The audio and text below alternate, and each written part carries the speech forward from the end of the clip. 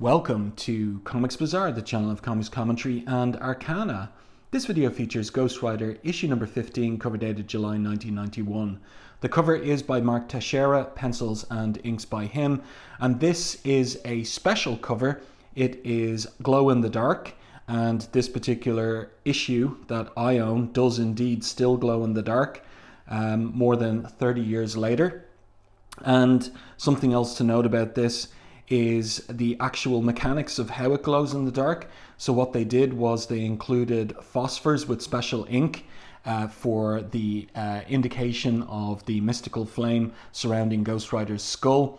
And those phosphors in the dark, they absorb light, and then in the dark they become phosphorescent, so they emit light. So it's pretty cool, and like I said, it still works to this day, more than 30 years later. Amazing stuff. And also what I really appreciate is that this is a special cover, but Marvel charged no additional money for the issue. So it still has the usual monthly cover price of $1.75.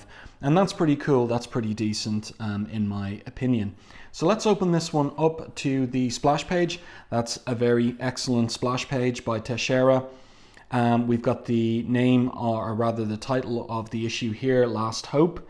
And we have the creative team down here: Howard Mackie writer, Mark Texeira pencils and inks, Janice Chang on letters, and Gregory Wright, or Greg Wright, on the colors.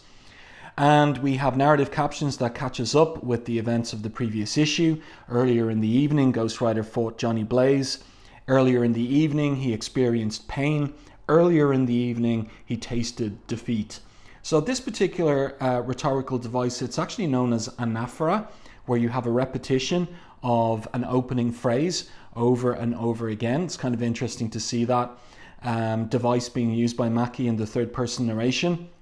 And then the final third-person narrative caption declares, "But now Ghost Rider rides with his pain in an attempt to stop the maniacal Blackout from slaughtering more innocents."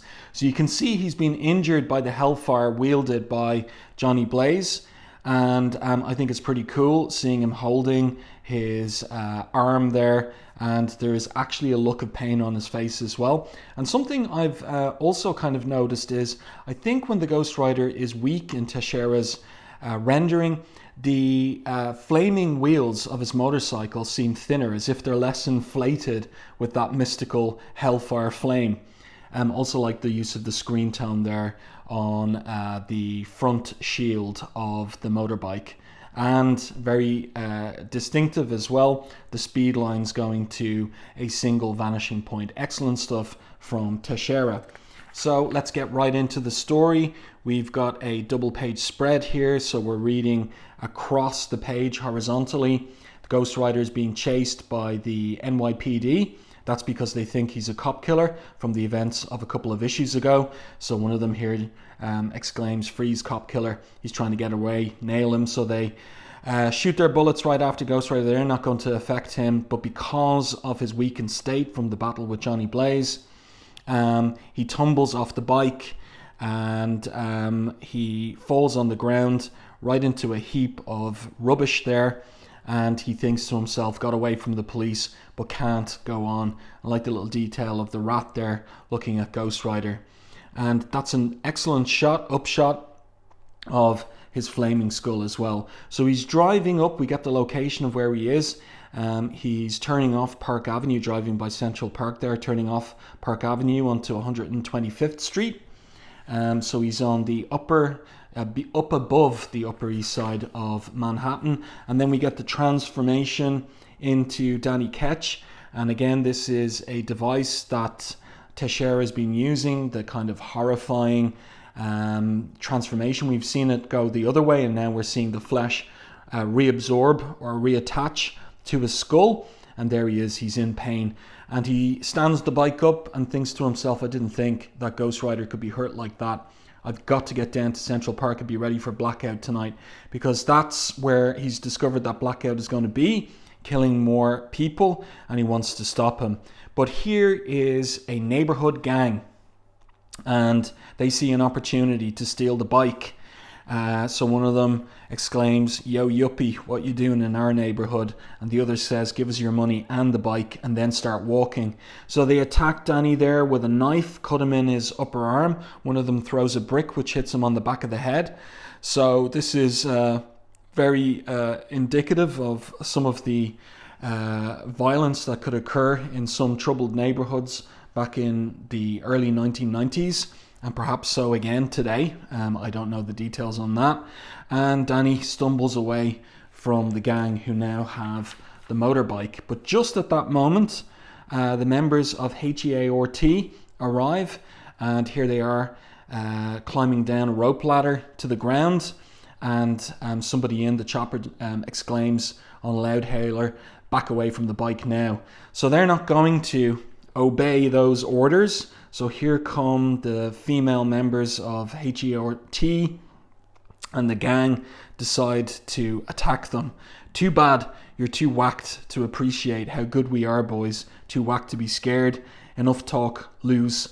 Let's clean it up and get the bike, say these two members. So we get to see a little bit of a fight scene there.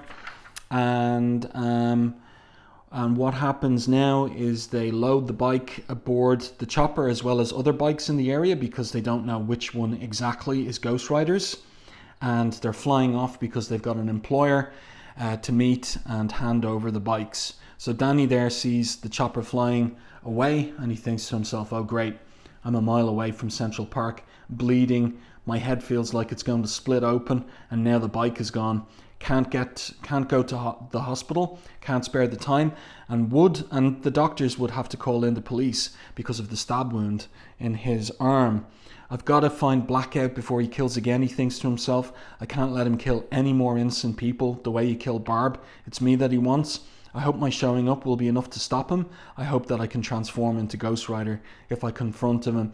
And I hope the bike comes to me when I need it. And I hope that Ghost Rider and I live through this night." So Danny got a lot of hopes there, making his way to the top of Central Park. He's got a long way to go.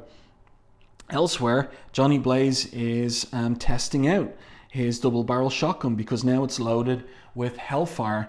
And he is baffled by how that's happened. So he's got a few thoughts to himself as well. And you can see the damage the Hellfire rounds do to that brick wall.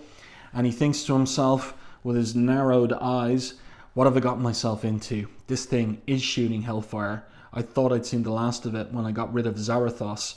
But I also thought I'd seen the last of Ghost Rider. Last night when I tried to shoot Ghost Rider with the gun and we made contact, I felt as though the Hellfire was attempting to leap from his body to mine. What am I? Some sort of magnet for the stuff?" So this is intriguing in the script, has the readers wondering about, once again, the exact nature of Ghost Rider, and also now intrigued as to why the Hellfire was trying to make a leap from Ghost Rider into Johnny Blaze himself.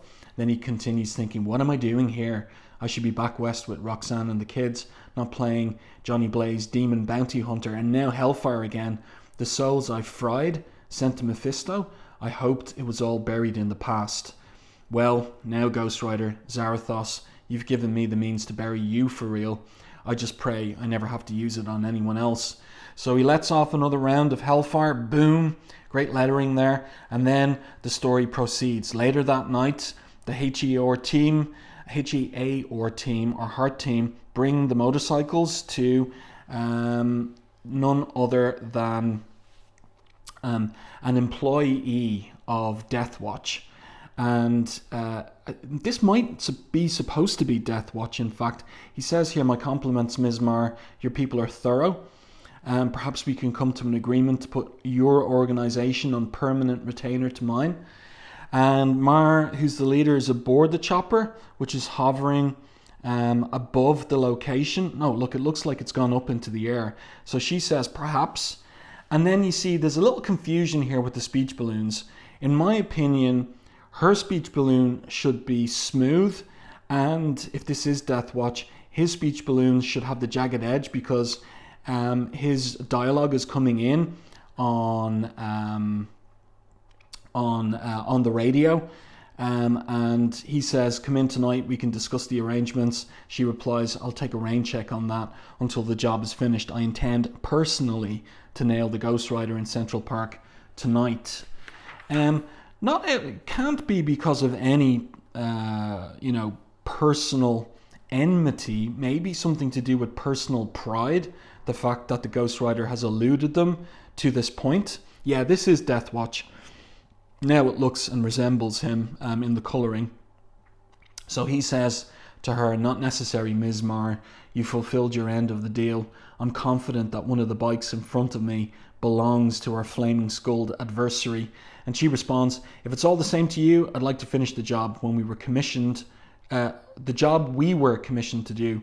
Besides, I'd like to get my hands on the maniac responsible for the murders last night. Okay, so she thinks that Ghost Rider's responsible for that.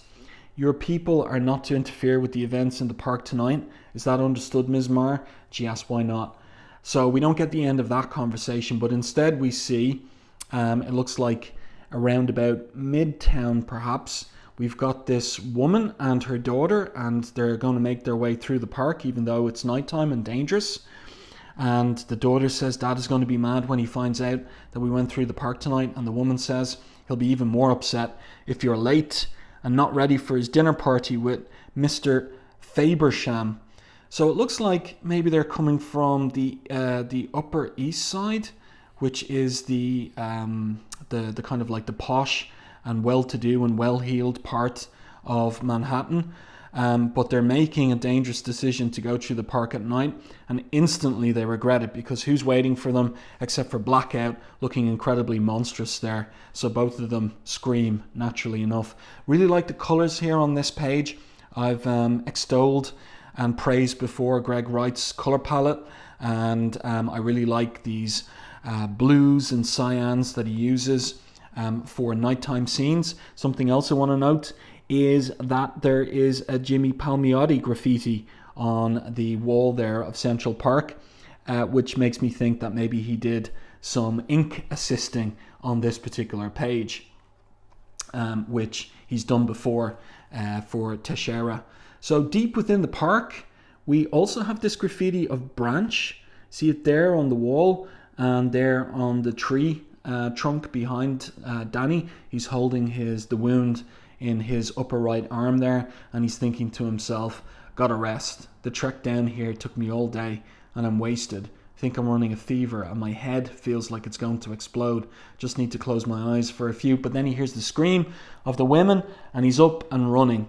And outside the park we have Johnny Blaze, and he's being trailed by these police, but he evades them. That scream, he hears the scream too. Could be Ghost Rider, he thinks to himself, I'm there now. So he drives into the park on his bike. Really like the all horizontal layouts on these pages as well. Makes for a cinematic aesthetic. And Texeira continues with it onto this page. We've got the huge image there of Marr on the radio, and she is aghast. You what? Your man is responsible for those murders, Death Watch. So Death Watch must have explained that it wasn't Ghost Rider, that it was Blackout. I don't want any part of this, she exclaims, and so she calls her team members, Luz and Danica, to get out of there now. Anybody tries to stop you, waste them. So they pull their weapons on Death Watch and his goons. They back into the chopper, which has landed once again on the roof. And just what happens is that Ghost Rider's mystical bike transforms, and it comes roaring out of the wall there. And you can see what I was saying earlier, the wheels there, the mystical flame is fuller. So in some sense, the bike is recharged with power as it races towards Ghost Rider. So Ghost Rider there thinking, the scream, I've got to find where it came from, can barely see straight. So he's tumbling over obstacles in the park, and then he runs right into Death Watch. Daniel, it's so nice to see you again. I was hoping that my wait wouldn't be too lengthy. So nice of you not to disappoint me, but you look a bit under the weather, and you can see that there's blood there dribbling from Blackout's lips. So obviously he's taken a bite of one of those women, and that must have been what got the mystical bite going. Animal, cries out the mother, what have you done with my daughter? Where's my... And then, I've never heard this name before. Anybody out there watching this video ever heard this name beneath that? Is that a real name? I've never heard it before. Let me know in the comments, please. So Deathwatch punches the glasses right off her. He's no gentleman. Do not bother me, woman, he exclaims. Can't you see I'm visiting with an old friend? So he's got an obsession with Danny. He sticks his finger right into Danny's knife wound. Oh my, it seems like you're developing a bit of an infection here. Oh, did that hurt? So sorry. You really should have. That shoulder tended to. I could smell it halfway across the park. It's what led me to you. Though I assure you, by the time I am through with you, your shoulder will be the least of your concerns. And I like the close-up there on his teeth with his fangs there showing. But just in the nick of time, there arrives the mystical motorbike and the transformation of Danny into Ghost Rider. So up he gets, and it looks like it seems like he's still wounded from the hellfire earlier. You can see that his clothes are ripped and some of his skeleton is showing beneath the clothes, but he seems to have some renewed energy. Your punishment is long overdue, Blackout, he exclaims. So pretty cool anchor image here. He does think to himself, still weak, but Blackout must be stopped. So let's turn the page, and things are going to get complicated because we have the arrival at the same time of the HEAR team who are going to put the chopper down, and also Johnny Blaze. And of course Johnny still thinks that Ghost Rider is Zarathos reborn, so he shoots the Ghost Rider in the back. Now with those hellfire rounds, it's over, Zarathos, he declares. I'm closing this chapter on both our lives. But it looks like the Ghost Rider uses his chain in order to catch Johnny Blaze and pull him, yank him right over, get him by the lapels of his jacket, and he says to him very simply, with no exclamation points, you have allowed the killer to escape. He will kill again if I don't stop him. Do not try and stop me. And then he throws Johnny on the ground. I'm not this Zarathos that you seek. And Johnny Blaze still is unconvinced. We'll see, he thinks. So let's continue. Another great double page spread here. And great use of colours again from Gregory Wright. Love that use of magenta here in the background. My flashlight just went on the blink, says one of the NYPD. And of course that's because of Blackout. That's his power. Ghost Rider's in pursuit of Blackout through the woods. Blackout is ahead. His killing spree will end here. But of course, he gets shot in the back, this time by one of the HEART units or soldiers. So this one is named Tyler, and she says, I need immediate backup. Hone in on my signal. I've hit the Ghost Rider with everything I've got. And pardon the pun, he looks like he's down, but he's not. So this is good conventional weaponry. Ghost Rider is pretty much invulnerable to that. And here he says, and I like the detail of the blood red border for his speech balloon. I grow tired of this game. He smashes that massive gun, and he's in hot pursuit once again of Blackout. So he catches up with him, but Blackout has his hostage, the young black girl.